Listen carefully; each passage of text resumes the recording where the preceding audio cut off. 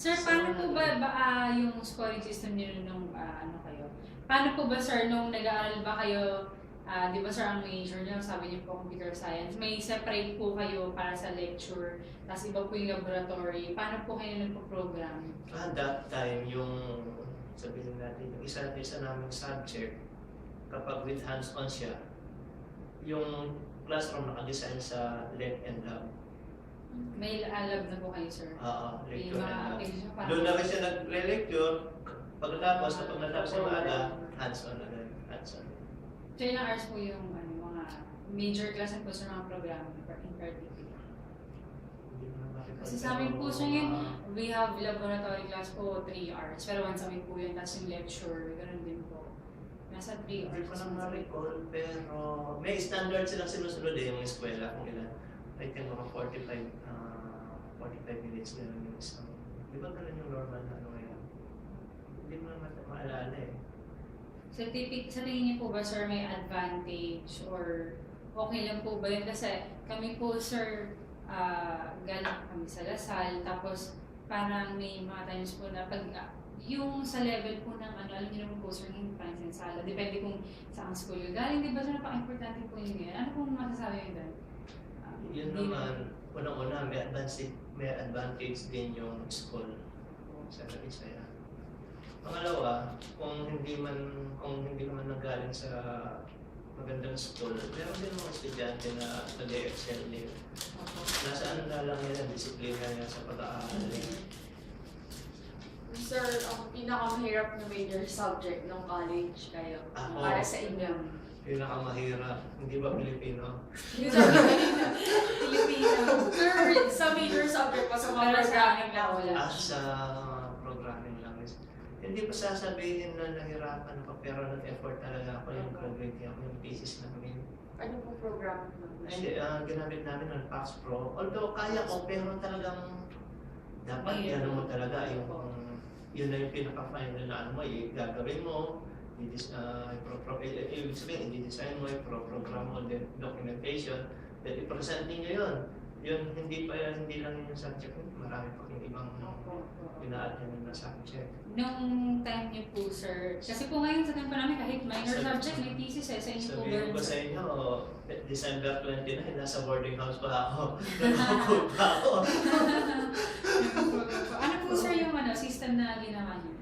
Ilang ano kami sa cashiering system yun, sa payment ng mga estudyante. Yung tuition fee. Yeah. Parang pwede po, sir, sa admin building. Oo. Nung thesis days niyo po, sir, ilan po kayo mga na? Time namin doon, ano kami, 8. Ako yung nag-iisa ng lalaki. Then humiwalay ako sa mga barkada ko talaga. Yung mga barkada ko, humiwalay ako kasi alam ko, pero tinutulungan ko sila, lumilipat. Kasi sa malapit yung boarding house nila, lumilipat ako nun. Pag hindi sila magawa, ako yung ginagawa ko sila. Pero sir, nung thesis po kayo nun, masasabi niyo ba, sir, na equally distributed yung trabaho or mainly kayo? Sir, di ba may part po yun na may documentation? Equal yun. Yung walang ginagawa talaga sa kap ng kape. Yung isa, taga-palengke. Yung isa, taga-luto. Yung isa, taga-singil. Siya sinisingil. Sir, ano po yung GPA niyo?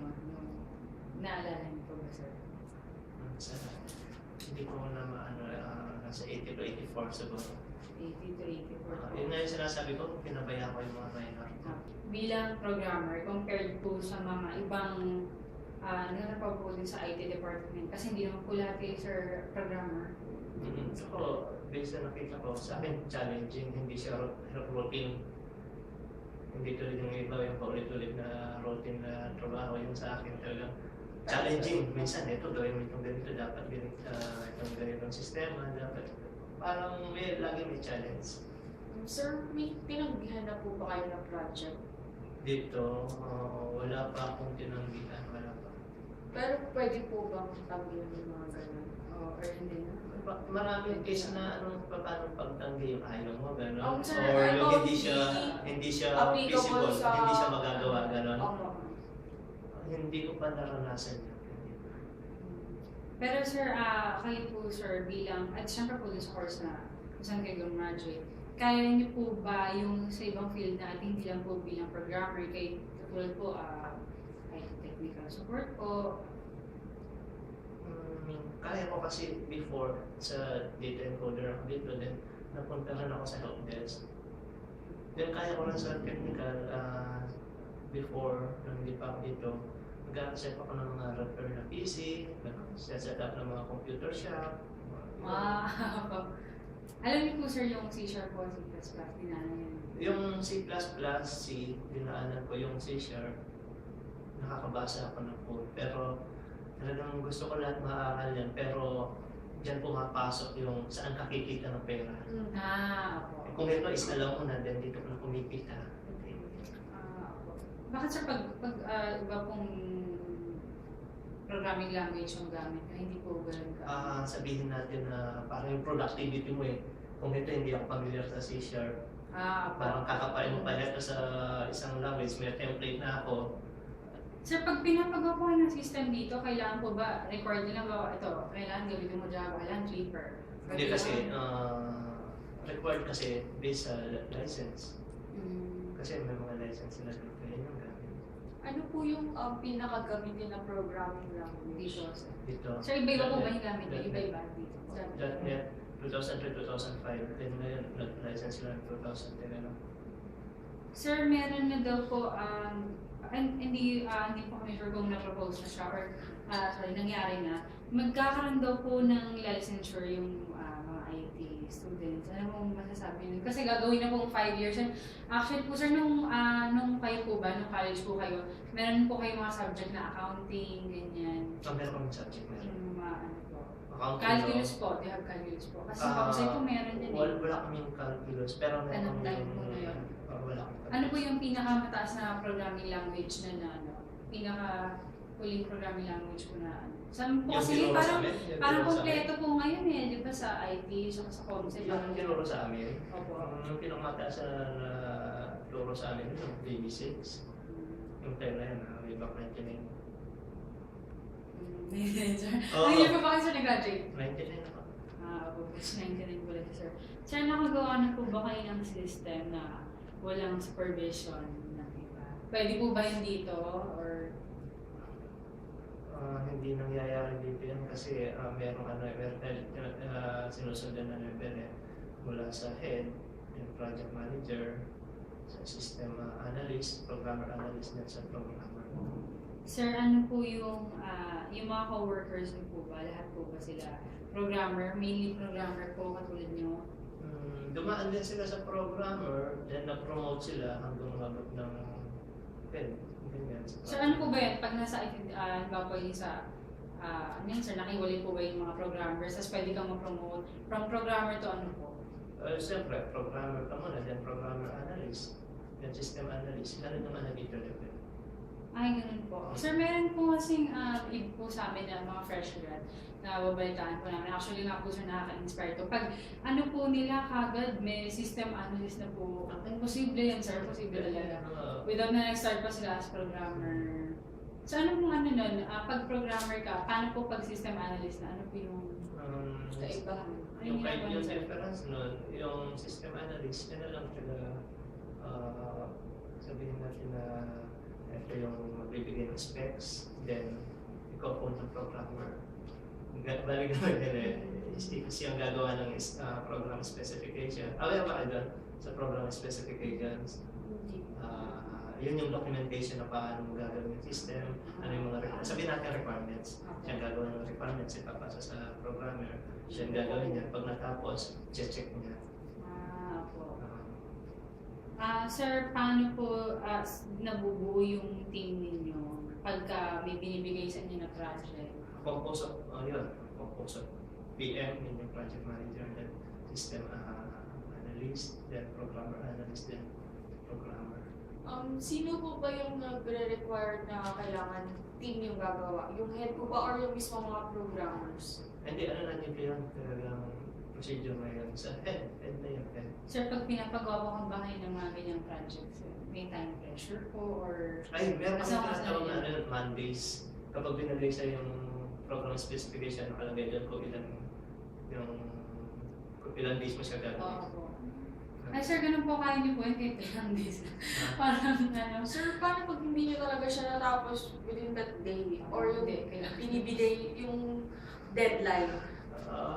Sa atin as IT, challenging yun na tingnan mo, tanong mo doon paano kung hindi matapos.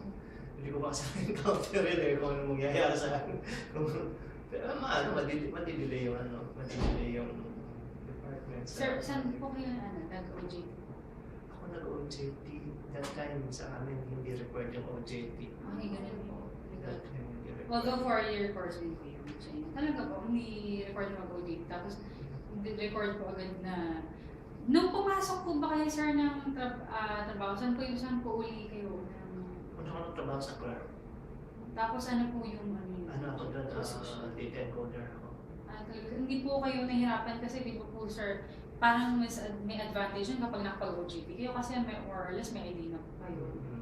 Hindi ako nahirapan. Kasi meron kami sa team na management na tinuturo yung mga sa office. Sir, pagka-graduate niyo po, nagtrabaho na kayo? Hindi pa agad. Nagkumpleto muna ako ng mga requirements ko. Hindi naman ako ma-hire kapag wala pang requirements. After, siguro mga 3 months na nakumpleto ko kasi mahirap din yung transfer sa diploma, hindi agad maibigay. Opo. Yung company wala naman tatanggap sa'yo na hindi ka kumpleto sa requirements. Na nakumpleto ko sa mga 3 months, 2 months, or 2 months yun. Yun, mahirap ako agad sa ano. Sir, nag-masteral na po ba? Oo, nag-master ako pero undergraduate. Hindi ko Saan po niyo yun sir? Sa Angular, sa Systems Plus. Angeles, ano po sir? Sa Angular City yun, pagkas school name is Systems Plus College.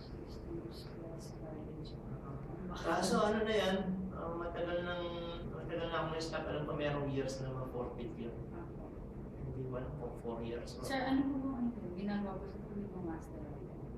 Ano po Ano thesis lang po? yun, ulitin lang yung ibang ano. Review yung ibang mga ang galing po. subject ko. Hanggang sa... Sir, meron po kasing mga katulad niyo po, graduate ko, bakit hindi na lang po kayo, ba't pinili niyo po yung industry, pwede naman po magturo? Sir, Nandun dito po. na ako, iniwan ko muna. Pero passion ko pa rin magturo. Pero ngayon sir, hindi na po kayo. Ah, Hindi na po kayo ngayon nagtuturo. hindi na ako Kasi marami pong mga ano sa amin, mga katulad po ng mga professors namin, ang dami pong magagaling. Siguro pag bumalik ako kasi masasabi kong pwede akong bumalik kasi sabihin ko ako yung tinuturo ko is na practice ko. Is galing sa ano ko. Sabagay sir. Hindi tulad sabihin, turuan kita pa paano yumaman, pero ito mismo nagko-commute ka. Pero nakasakay ka sa jeep, paano mo naniniwala sa iyo yung ano, diba? Sir, paano po yung katulad po, pag nag-teacher ka, dito po kasi sir niya, sir, pag ito na po yung trabaho niyo, since nandito na po kayo sa company, di ba po yung loyalty niyo nandito na, so parang wala na opportunities, parang magkaroon ng ibang sideline, I like pag naging professor ka or ano, pwede po may ibang ano, may iba po kayong business na pwedeng pasukan for extra income. Ano kung sasabi niyo dun? Oo, meron kayong may offer at pag-aaralan ko ito, okay. Yun. Hindi naman, okay, extra income. Sir, tumatanggap po ba kayo ng mga online jobs? Before nag-post na ako, yung mga online jobs na ginawa ko more on tutorial and consultation. Tutorial and consultation. Ayun sir, mag-meet up din po kayo ng estudyante or kung sino man po para one-on-one na turuan or yun din po online. Pwedeng online, pwedeng yung iba, meet up talaga. Ayun sir, bukod po sa mga tutorial lang po, gano'n. Tutorial mo Opo. Magkano po sir yung usual na ano ito? Depende per hour yun, depende sa halin mo na. Pero hindi po nakaka-apekto sa work niyo. Hindi, ini-schedule ko yun na talagang Opo, talagang sila yung mag-a-adjust dapat. Kasi you have the work. Yan.